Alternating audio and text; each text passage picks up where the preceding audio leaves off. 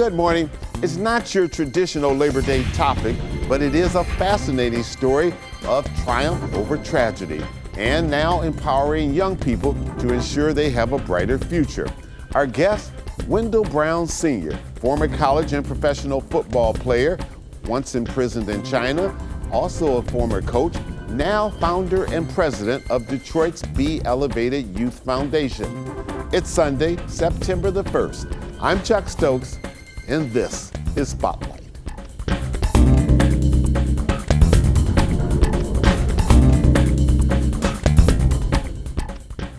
Wendell Brown, welcome to Spotlight. Good having you. Thank you. It's a blessing to be here. It's a pleasure having you.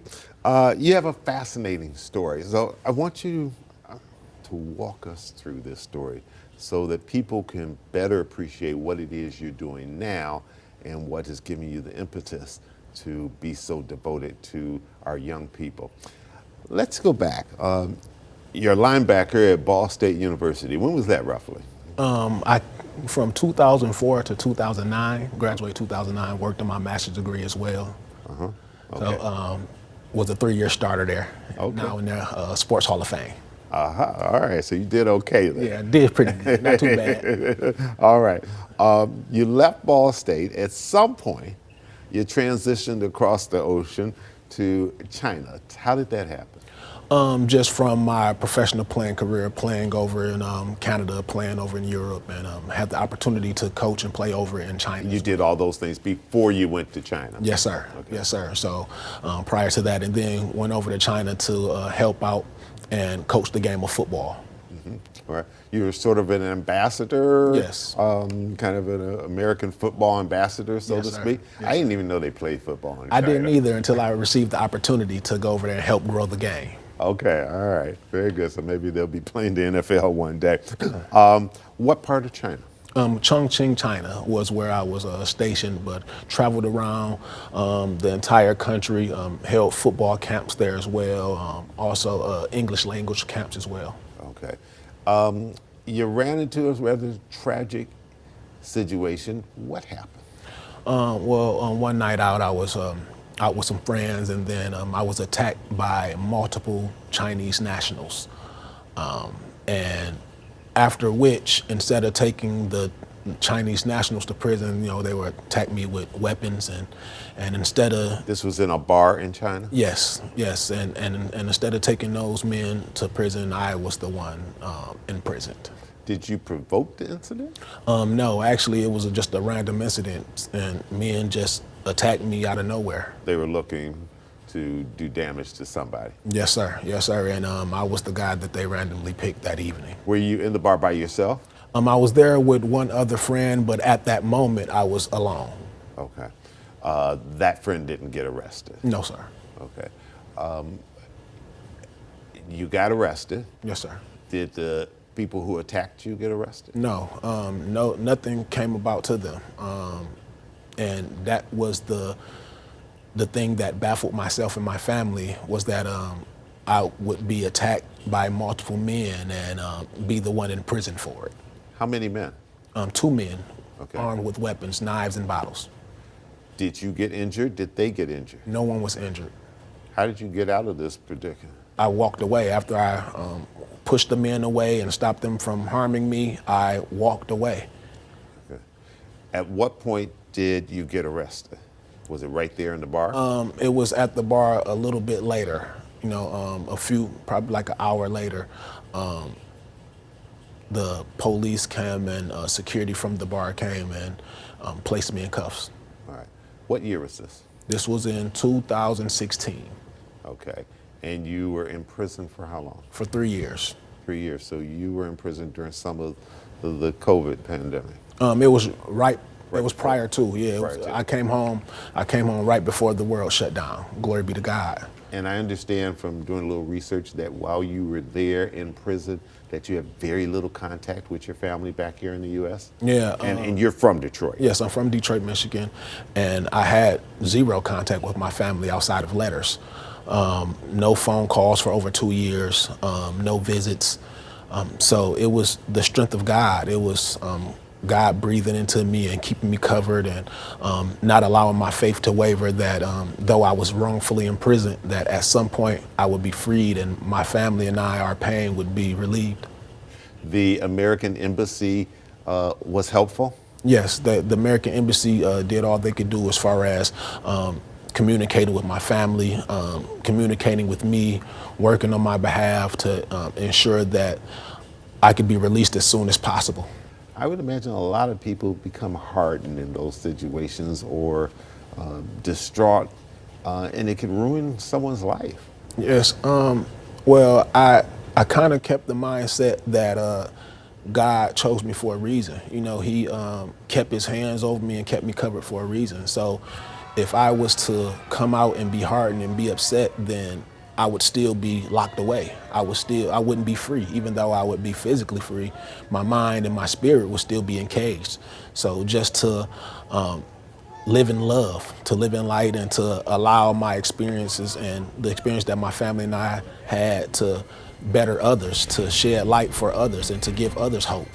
Okay. All right, we need to take a little quick pause for the cause. We'll come right back. We'll pick up on this and we'll talk a great deal about the good things that you're doing now. Okay. We'll be right back with Wendell Brown. Don't go away.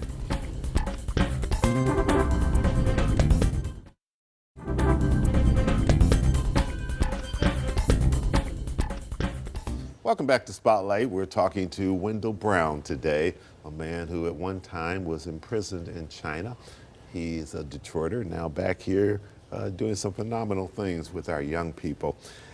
Before we totally leave China, how did you feel about the country itself? Put that horrible incident aside. Was it a country that where people were welcoming and you really enjoyed it? Because we don't want to castigate an entire nation unless you feel it needs to be castigated. No, I mean, I enjoyed it. I met some good people, met some bad people, just like anywhere else you go. You know, I'm a world traveler. I've been to multiple different countries, and I was enjoying myself up until I wasn't, you know. Right. So, but I saw a lot of opportunity there. I saw things that I could do for others there as well. So, it wasn't all bad until the incident where I was wrongfully imprisoned. You wouldn't go back? No, sir. Okay. Tell us about, you started the Be Elevated Youth Foundation. The BE stands for Brown Elite. Yes, sir. What's the purpose? So the Be Elevated Youth Foundation is a youth and community empowerment organization. We deal with literacy, mentorship, social and emotional learning, helping our young people get college scholarship opportunities and trade placement. Mainly high school students or all different ages? All different ages. We start at ages 6 and even post-college. All right. I was looking at your website, it looks like a diverse group of young people, Yes. Not just African Americans, a little bit of everything. Yes, right? sir. Yes, sir. Yeah. What do you hope to accomplish? What's your goal? The goal is to allow our young people to be prepared to be productive citizens in society. You know, we want to ensure our young people have all the resources and tools they need in order to win. You know, we want to make sure our young people have the mentorship and the guidance in order to thrive and not have to bump their head and use our experiences in order for them to learn from. Is the program sports-based, academic-based, or a combination there? A combination of all. It's a combination of all. By me being a former professional athlete, it would be easy to, you know, make it sports-based, but we wanted to ensure we didn't miss anybody. You know, we didn't want it to be all sports-based. We wanted to allow the organization to bless those who may not feel the need to play a sport, who may be a creative, or just want to deal with academics, and also the social and emotional portion of it as well, so we can prepare well-rounded individuals. It sounds a lot like the Midnight Golf program here in Detroit, which people first think, okay, it's all about golf, but that's just the hook to get young people in, and then it becomes mentorship, academics, all these things, exposure, so that these young people can become successful. Yes, sir. You've also started another program called I Hope Project. Yes. The I Hope Project, we deal with helping people who've been imprisoned overseas and their families navigate through the criminal and court process. You know, and once they get home, we help them transition as well. my family and I started this organization because we didn't want people to be stranded in the ocean as we were, not knowing who to call, where to turn to. So we started the organization to help people and their families receive justice. And since starting the organization, we've helped multiple people get home from being imprisoned overseas and in various countries. Mr. Brown, now that you've gone through this experience and you have this organization that helps people who find themselves in difficult situations, do you now realize that there are probably more people in these kind of predicaments in different countries than you would have ever thought before? Yes, So this is fair. I don't know if the correct terminology would be widespread, but it's not something that's super rare. As I thought it was, it's not too much. And the goal is just to ensure that people can be relieved of their pain. Families like my family and I remember not being able to communicate for years. Not being able to, not even knowing if we would ever even receive justice.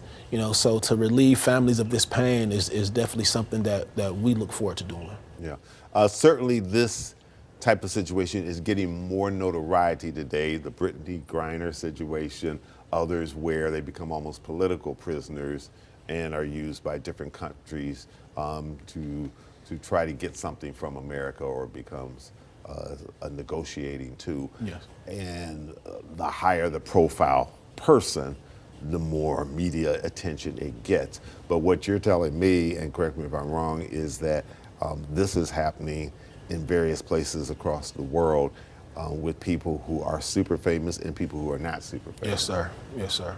And regardless of if they're famous or not, these families are in great deal of pain. And the future is uncertain for them on most days. So just to be able to aid these families, just to be able to aid these people, it's definitely a blessing to be able to do it, because I know so many people came to my aid. All right, we need to take another quick little break. We'll come right back. We'll talk about your book, your podcast, and other great things that you're doing. We'll be right back. Stay with us.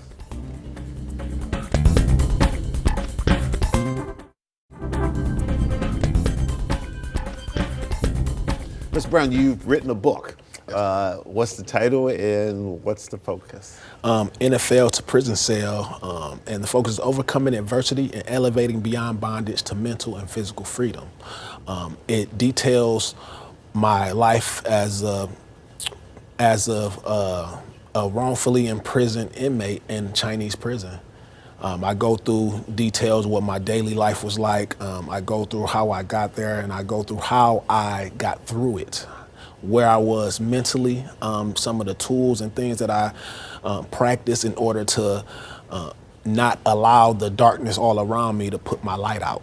Were you ever exonerated by Chinese government or officials or law enforcement? No. I served 3 years. As a verdict. They tried to give me 10 years.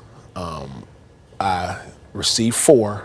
I appealed and got 3 after with maybe 7 months left.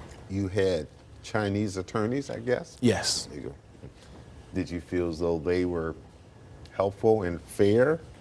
I went through about 4 different attorneys. None of them worked for me and worked to get me freed except for my last one. Do you still have contact with that person? Yes, I still have great contact with her, and I'm extremely grateful for the role that she played in my life and my family's life as well. You talk about that in the book? Yes. Okay. What else will people get out of this book? They will get how to also overcome adversity. If we all know that we've done or dealt with hard times, we've all dealt with some type of adversity in some sort, but how do we recognize these things, and what are we supposed to learn from these things? How do we get through these things? So the book details how we can also all come through and be relieved of our adversity. You have a podcast too? Yes, yes. You do a little bit of everything. Yes, sir. Podcast is called Game Plan, the Wendell Brown story, and it details my family and friends and the team that came together in order to get me free, to bring attention to my case of me being wrongfully imprisoned over in China, and how the team came together in order to work on my behalf to get me free. If people want to access the podcast or get the book, how do they do it? The podcast is available on all major podcast platforms. And my memoir, NFL to Prison Cell, is available at wendellbrownsenior.com. Long term, where do you see your life and your organizations going? These organizations are tools in order to impact billions of people all over the world. You know, we look to stretch our reach in order to give our young people and adults wraparound services and things that they need in order to thrive. If young people want to be a part of your organization, how do they do it? Visit brownelite.org. brownelite.org. Fill out the application and we'll be able to service all our young people. Right now we are in multiple schools during the school year. We also just finished our 3rd annual summer program, our Elevating Scholars summer program. And we finished that off with our Bless the Babies back to school event every year as well. All right, we need to take one more break and we'll come right back and we'll do a final segment.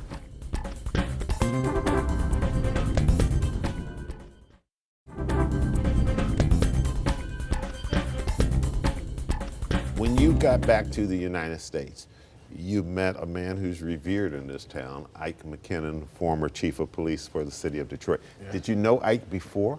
No, I didn't know him before, but was put in contact with him, and he's now become one of my mentors. And just couldn't have a better mentor. I know. Just all of his knowledge and his resources, and just like the love that he has for other people. You know, and I'm extremely fortunate to have such a great mentor, someone who has been through so much and also still have the love for so many others in his heart and wanting to help any way he can. Yeah. I keep kidding them and saying you're supposed to be retired, Ike, but he can't sit down. He seems to have a million projects going on and a lot of energy, and certainly he's somebody who's always cared about young people. Yes. And has had some tough experiences in his own life, but never let those experiences determine his future. Mr. Brown, what are you doing in terms of employment today? So this is what I'm doing full time for employment, like being a helpmeet. You know, being a resource to others, blessing the community and the world in any way I can. Okay, so you've been able to make a good future out of it. Yes, and I've still been coaching as well. I'm at my alma mater, Detroit Martin Luther King, coaching linebackers and strength and conditioning there. Still running my programming. You do that as kind of volunteer work? Yes. All right. Yes. So, and I'm still running my programming all year round. Yeah. Are the young athletes today, do you see a major difference between them and when you were coming through high school? Somewhat. You know, I feel like we were a bit more gritty. You know, but because of all of the resources that they have, they're able to get a lot more information, and a lot more knowledge, and a lot more exposure opposed to how we had it. You know, so that's been a blessing for them. It's a bit easier, the path is easier for them, but that's what we want. You know, we don't want our young people to have to experience the same challenges that we had to. Are you a fan of athletes who are now in college making pretty good money? Yes. I mean, I believe they should, you know, especially when the colleges make so much off of the athletes, you know, and I remember being in college and asking my parents for money and sometimes having to eat noodles for weeks on end, you know, outside of training table if I was hungry. So to be able to be compensated for all of their hard work, you know, and to be able to fend for themselves to a extent is definitely a blessing for them. Yeah. Would you, if you got an offer to do some coaching in the NFL, would you want to take it? Yes, most definitely. It'll be a great opportunity to continue to mold men and to continue to prepare young people for success. Yeah. Final question.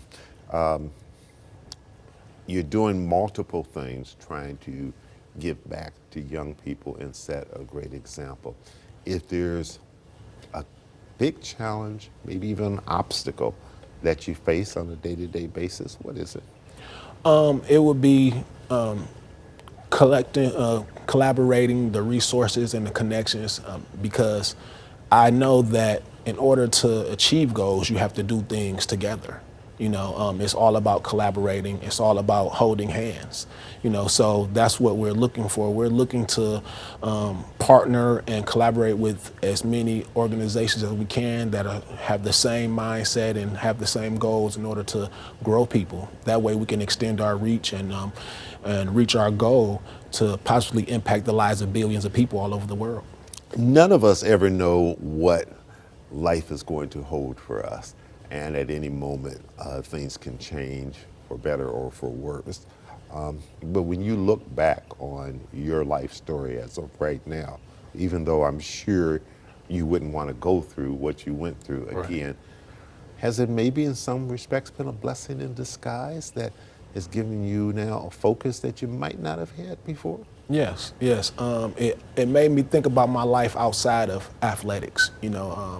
Growing up, I thought about myself as being just an athlete, but to see that I am so much more and we are all so much more. So allowing our young people to get into the mind frame of more than athletics as early as possible, to begin to do things and stretch themselves outside of just their specific sport, to understand that we are all here to help one another, so allowing our young people to see, hey, you are a leader in your community no matter how old you are. There's always someone who's watching you. There's always someone who's looking up to you. So conduct yourself as such and be that example. Your grandfather came to the studio with you. People can't see him. He's off camera here. Yes. Is this a sign of how supportive and how tight-knit of a family you had to help you get through this ordeal? Very much so. We're a very tight-knit family, and the love and support that I've received from my family, not just during my wrongful imprisonment, but my entire life, breathing life into me, allowing me to believe in myself and letting me know that I can do all things, and that also that we are still to help one another. We are still to help people who may not be our family. We are here to spread love amongst each other. So just my family has been the greatest example of how to live. Wendell Brown, thanks so much for coming in and sharing your life story with us. Thank you for today. President, founder of Be Elevated Youth Foundation. He has all kind of other stuff too that you just heard about, but he has a website, and check it out. Thank you so much. Thank you for having me. And I'm Chuck Stokes. We'll be back next week with more newsmakers in the spotlight. We hope you have a good week and a wonderful Labor Day.